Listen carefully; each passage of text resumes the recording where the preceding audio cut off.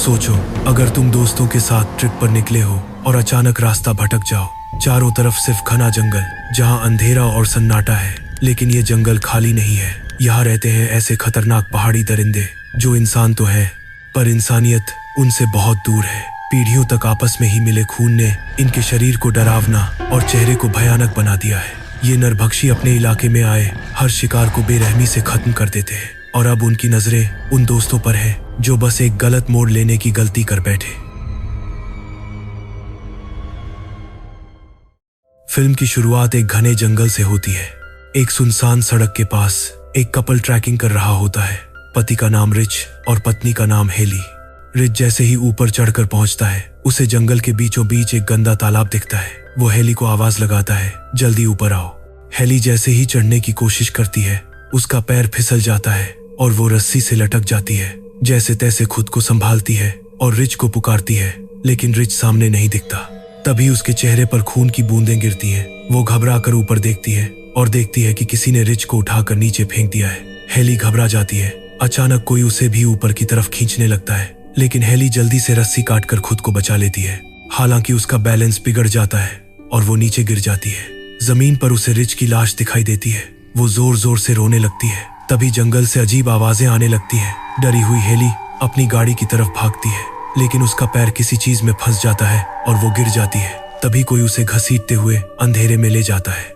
इसके बाद न्यूज में दिखता है कि उस इलाके से कई गाड़ियां लगातार गायब हो रही हैं। कुछ दिन बाद एक आदमी कैरिस उसी जंगल से गुजर रहा होता है। वो इंटरव्यू देने दूसरे शहर जा रहा था, लेकिन रास्ते में ट्रैफिक जाम मिलता है।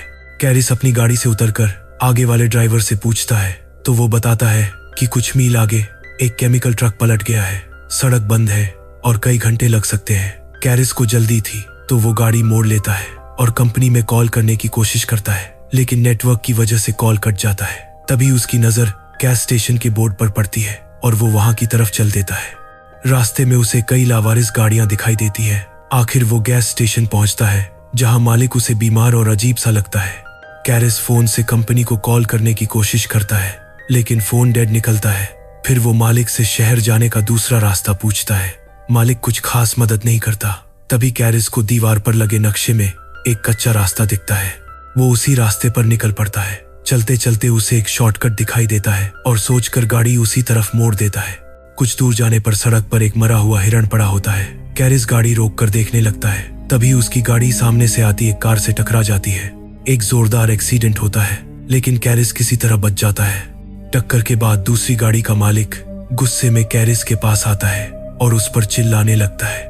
कैरिस माफी मांगता है और कहता है कि जितना नुकसान हुआ है वो भरपाई कर देगा। फिर वो पूछता है कि गाड़ी बीच सड़क में क्यों खड़ी थी। तभी फ्रेंसी बताती है कि किसी ने सड़क के बीचों बीच कंटीली तार बिछा दी थी, जिसकी वजह से उनकी गाड़ी का टायर फट गया। उनकी एक दोस्त कहती है कि वो पिछले स्टेशन जाकर मदद बुला लाती है, लेकिन कैरिस उसे अकेले जाने से रोक देता है।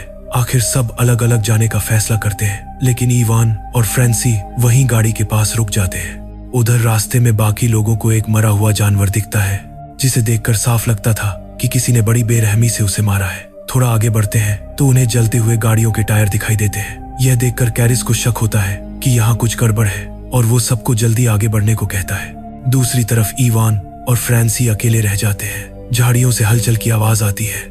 इवान देखने जाता है और गायब हो जाता है। फ्रेंसी घबराकर उसे ढूंढने लगती है। आगे बढ़कर उसे इवान का जूता और फिर उसका कटा हुआ कान मिलता है। ये देखकर वो रोने लगती है। तभी पीछे से कोई उस पर हमला कर देता है और उसे भी मार डालता है। इधर कैरिस और बाकी 4 लोग आगे बढ़ते हैं और एक घर तक पहुंचते हैं। मदद की उम्मीद में वे घर के अंदर जाते हैं, लेकिन वहां सब बिखरा हुआ था, जैसे कई दिनों से कोई रहता ही ना हो। खाने की टेबल पर पुराना खाना पड़ा था और जगह जगह गंदगी। उन्हें वहां पर कुछ गाड़ियों की चाबियां भी मिलती हैं। कैरिस जब फ्रिज खोलता है तो उसके होश उड़ जाते हैं। अंदर इंसानी मांस रखा हुआ था, साथ ही वही कंटीली तार भी पड़ी थी जिसने उनकी गाड़ी का टायर फाड़ा था। सब डर कर बाहर निकलने की कोशिश करते हैं, लेकिन तभी सामने वाली खिड़की से एक गाड़ी दिखती है। वे पीछे के दरवाजे से भागने की कोशिश करते हैं, लेकिन दरवाजा बंद होता है। अचानक वही रहस्यमयी शख्स अंदर आता है और फ्रेंसी की लाश कमरे में फेंक देता है। सब दहशत में आ जाते हैं। फिर पता चलता है कि वो एक नहीं बल्कि 3 आदमखोर हैं। वे फ्रेंसी की लाश को टेबल पर रखते हैं और औजारों से काटना शुरू कर देते हैं। ये देखकर कार्ली चीखने लगती है, लेकिन स्कॉट उसका मुंह दबा देता है।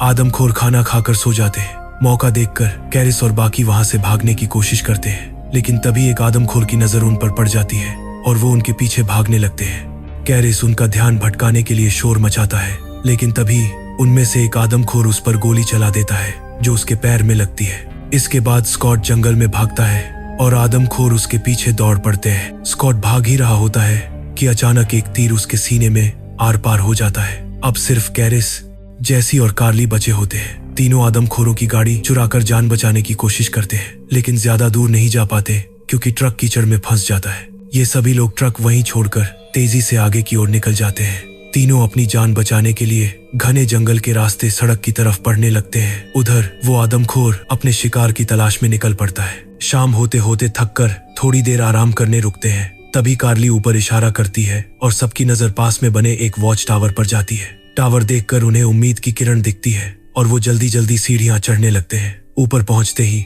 जैसी को फर्स्ट एड किट मिलती है और वो कैरिस के जख्मों पर पट्टी कर देती है। उधर कार्ली को एक पुराना रेडियो मिलता है।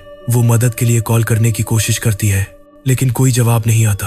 तभी कैरिस नीचे देखता है। नीचे वो तीनों आदमखोर आ चुके होते हैं और टावर पर चढ़ना शुरू कर देते हैं। सब घबरा कर ऊपर वाला दरवाजा बंद कर देते हैं। आदमखोर रेडियो का तार खींचकर तोड़ देते हैं और टावर में आग लगा देते हैं। अब चारों तरफ धुआं और आग फैल जाती है। जान बचाने के लिए कार्ली खिड़की तोड़ती है और तीनों पेड़ों पर कूद जाते हैं, लेकिन आदमखोर उनका पीछा नहीं छोड़ते। पेड़ों पर भागते हुए अचानक एक आदमखोर कार्ली तक पहुंच जाता है और कुल्हाड़ी से उसके चेहरे पर वार कर देता है। कार्ली वहीं मर जाती है। सुबह होते ही कैरिस को पुलिस की गाड़ी की आवाज सुनाई देती है। वो दौड़कर मदद मांगने की कोशिश करता है, लेकिन जैसे ही पुलिस वाला गाड़ी से उतरता है उसकी आंख में तीर घुस जाता है और वो वहीं मर जाता है। आदमखोर अब कैरिस पर टूट पड़ते हैं, लेकिन कैरिस किसी तरह वैन के नीचे छिप जाता है। आदमखोर झुककर उसे देखने आता है। तभी कैरिस वहां से निकलकर उस घर की ओर पहुंचता है जहां जैसी को कैद किया गया था। जैसे ही आदमखोर जैसी को मारने वाला होता है, कैरिस गाड़ी लेकर सीधा घर में घुस जाता है और उसे कुचल देता है। फिर गाड़ी से उतरकर दूसरे आदमखोर पर खंजर से हमला करता है और उसे बुरी तरह घायल कर देता है। लेकिन आखिरी आदमखोर कैरिस पर फिर से टूट पड़ता है और उसे मारने लगता है। तभी जैसी हिम्मत करके तीर कमान उठा लेती है और निशाना साधकर उस आदमखोर को मार डालती है। आखिरकार दोनों घर से बाहर निकलते हैं। कैरिस की नजर पुलिस की गाड़ी पर पड़े फ्यूल बॉक्स पर जाती है। वो गोली चलाता है और जोरदार धमाके में पूरा घर उड़ जाता है। दोनों गाड़ी लेकर वहां से निकल जाते हैं, लेकिन जब वो गैस स्टेशन से गुजरते हैं तो मालिक उन्हें देखकर जल्दी से दरवाजा बंद कर लेता है। कैरिस ट्रक रोकता है, स्टेशन पर लगे नक्शे को फाड़ता है और जैसी के साथ वहां से चला जाता है। यहीं पर फिल्म खत्म होती है। आगे इसके और भी पार्ट आने वाले हैं, तो अगर आप चैनल पर नए हो तो सब्सक्राइब कर देना। Thanks for watching.